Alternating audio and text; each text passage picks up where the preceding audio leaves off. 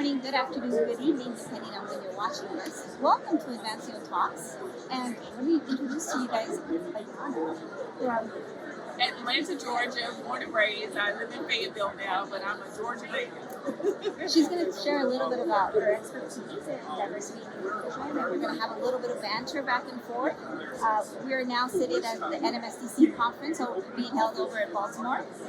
So please tell us a little bit about your. Thank you so much. Tapestry Consulting LLC was formed in 2019 after 19 years of DEI consulting, practice, research, training, specialization, and of course shadowing my seminal diversification management consultant mentor, Dr. R. Roosevelt Thomas, back in 2000 when I was first making my career decisions out of college, where I attended Hampton University of HBCU in Virginia. So she knows her stuff, guys. Yeah. Well, the concept for Tapestry arose because I was really in a situation where I was trying to find placement as a practitioner in a corporation. And I had so many ideas, and they were just rolling out of my brain onto paper and being submitted to these companies for consideration of my applications. And I decided, well, why should I be giving away all my ideas? Why not just go ahead and put pen to paper and form my own corporation out of the work that I had been doing for all this time? And so Tapestry was born. We started securing contracts and have been alive and well ever since. We started with what we called an annual roundtable event and have since evolved. We produced our first virtual DEI conference that was global this year. I'm very excited to have done that because it was a long time coming after being in business for 4 years. We had attendees from Australia, Canada, the UK, and so forth. And now I'm associated as a subcontractor with a global consulting company for diversity, equity, and inclusion as a result of that experience. Have you seen a huge change the last couple of years? I know that the whole situation has really brought a demand on that the second years. Having it being taught in corporate America, have you seen a change? I have, and especially in 2020, 2021 timeframe, there was so much push for DEI in corporations, and we were getting a lot of RFP processes coming out for that, whether it was federal, local, state, municipality, governmental contracts that were available for that. And of course now we're looking at policy level changes to the discussion of diversity, equity, and inclusion. And what's very interesting is that it's something that we can't avoid because the world is shrinking, we're becoming more global, people are looking different than us, and we have to somehow face the reality that equity and inclusion are going to be necessary as a part of our culture to embed into the systems and the policies that we produce in order to make things more fair and the quality of life better for everyone. And what I've been doing lately is studying interculturalism and intercultural communications and competencies from the standpoint that diversity sometimes creates a situation where we're not converging on a single goal or objective because we're all focused on the differences that we are. But if you look at when you look at the similarities, I mean, you find so many things that we have in common versus that. Exactly. So we look at it from the perspective that we're all a part of a larger puzzle, and each puzzle piece may very well be unique in their own right. But to be the puzzle, the mosaic, the beauty of that puzzle doesn't come together until you fit those pieces together towards the common goal of producing that mosaic. What are we certain areas where we're stronger? Exactly. How do we complement one another, basically? And so I have a trademark on the concept of conversity, for example, because we have to converge after identifying and celebrating our differences, of course, through the diversity lens. How do we then become inclusive and equitable for everyone? How do we embed justice into our procedures and organizations? How do we make everyone feel as though they belong, especially in situations where they're underrepresented? And social isolation, of course, doesn't manifest belonging. It manifests the very opposite of that. Where you feel as though you're isolated from your dominant cultural group that you belong to. And so how do you do something other than other people who are different from yourself, through belonging and inclusion efforts? And diversity and inclusion, really, there's a lot of variables. So obviously there's the age of we've got multi-generational workforces now. People are staying at work longer, starting earlier. Oh, that generational component. So ethnicity, just mentioned cultural, right? Also female, also gender. And all the other gamut of gender, gender fluidity, when you talk about non-binary individuals and so forth. Yeah. Exactly. So all these different areas that we need to look at why. Why can't we just Get along. well, why can't we just look the way we look right now? Why can't boards look the way they're currently existing? I mean, what are we missing out on? Not like what is the area?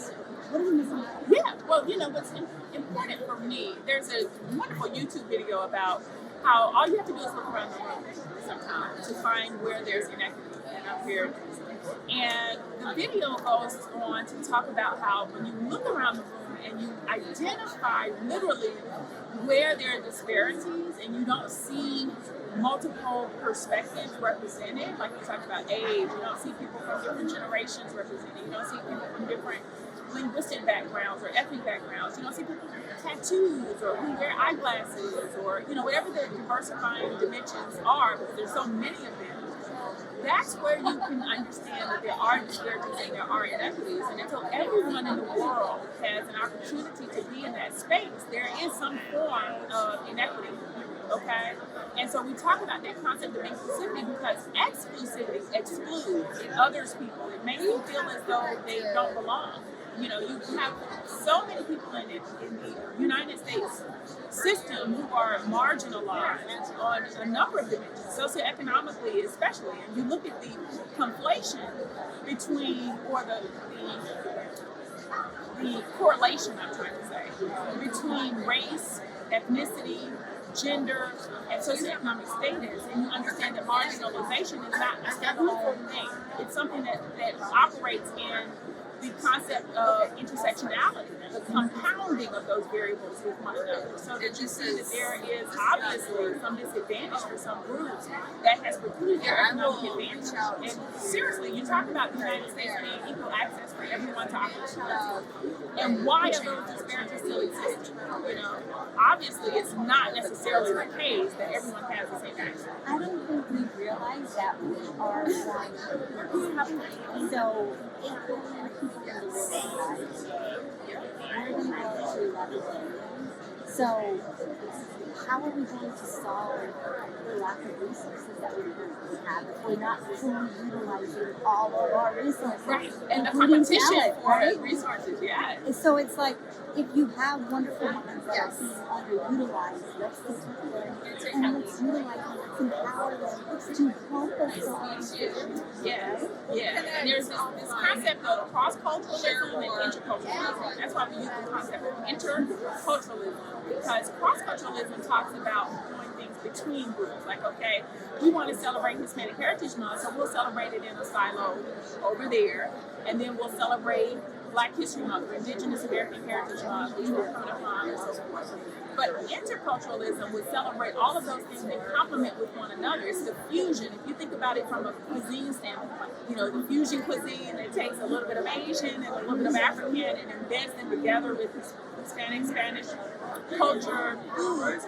That's where interculturalism comes into play, because it collects all of these components and makes sure that everyone is represented in a complementary way, so that no one feels left out in that between process, that cross-culturalism. So it sounds like we definitely have an issue that we need to address, right? Yeah. And what do you think it's going to take? Well, it's a loaded question because there's so many things we can be doing. I mean, nothing is complacency, right? So doing nothing will never get us anywhere. And I don't think we can survive it. Yeah, I don't think we can either. But doing one thing will also not necessarily get us all the way there, but it's at least a start. And to take some steps other than complacency and being in that gray muddled area between indecisiveness and apathy for DE&I, we'll never get there. So I think taking one step will build upon itself like a building block, like they talk about in education, scaffolding and all of that kind of stuff. We've got to start somewhere, and learning is cumulative. So once we learn from the process we put in place with that first step, then we can build upon it and do another thing. And so for me, the concept of supplier diversity, community impact, those are some of the most critical. Talent acquisition is one thing, and of course, learning and development are another aspect, but the impact comes in with community and supplier diversity, because we're enabling economic empowerment, we're creating jobs, we're providing opportunities that may not otherwise exist. And community impact is something that goes beyond just outreach and service to other people. It actually builds upon the concept of allyship. when you can really have empathy and compassion for other than your own or someone that reflects an identity group that you don't necessarily belong to, but you have compassion and empathy for their situation and you're being altruistic to them, that's where allyship comes into play. And we build upon that concept of allyship when we do those things. And so the same with supplier diversity. We're buying local, we're buying black, we're buying Hispanic-owned products. You know, we're building upon that concept of giving to others, creating job growth and economic empowerment that doesn't have to go into a corporation. It doesn't have to have a background check because of encounter with criminal justice or anything like that. It enables opportunity that is beyond the glass or concrete ceiling, you know? And so that's where opportunity lies, in my view, for DE&I. I think we need to, I agree, I think we need to stop with Do some big things break it down and build it back up. Yes. The current constraints, they're taking It just is. dressing it. That's very true. That stepwise progression, the whole concept of paving a path that sometimes is laden with biases because you have blind spots that we're unaware of.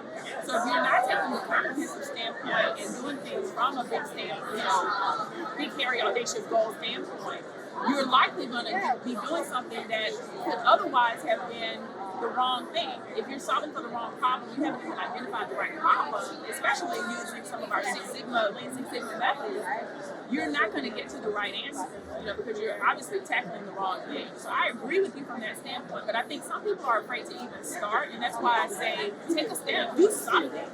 Anything other than nothing will start where you're at, right? So the larger organizations obviously have a lot more to lose, and that's why people take a very conservative stance and kind of do that incremental change. Oh, right? yeah, of course. And they're afraid that something will go wrong and Exactly. the funding will stop or, Exactly. So never stop fighting. Keep on doing your education. Giving support to diversity that is deserves. Oh, absolutely. But for smaller organizations, shop local. Yeah. Do business relationships with people that work with you. Yeah. So everybody has a piece of it. And start. Yeah, absolutely. I like that. You have to start somewhere. And everybody has something that empowers them in a beautiful way. I think our missions can be very different. They don't have to look the same on the paper. Our purposes may be different, but we're fulfilling a larger emergent goal, toward enabling everyone to thrive. And that, if it's a means to that ultimate goal, then no matter what, we have to keep striving for it. Any last words? Any last comments? Any last words? We have enough quotes and sound bites. I just think that in order for us to be free, everybody in our communities, everybody in our world has to be free. And right now we're witnessing a war, we're witnessing poverty, and a lot of us are still in that elite mindset that it doesn't affect us, It's over there. It's over there. It's not a problem in my backyard, so I'll ignore it. And until it hits our backyard, we do that, right? We close our eyes toward it. But I think it's something that we've got to open our minds to the possibility that it's impacting us in some small way and be more empathetic and compassionate toward other people. It goes a long way. Yeah. Indirectly, directly linked, because as you mentioned, we are a global society. Exactly. Globalization is something that happens. Yeah. It is going to eventually, whether it's the infrastructure or resource that we need. But again, if you don't see the direct correlations, just yeah. It's a wonderful words. Thank you so much for joining us. Oh, thank you for having me. Thank you for everything that you do. I hope there's definitely something that's needed. Thank you so much. I appreciate that. It's a call. Have a good one. You too.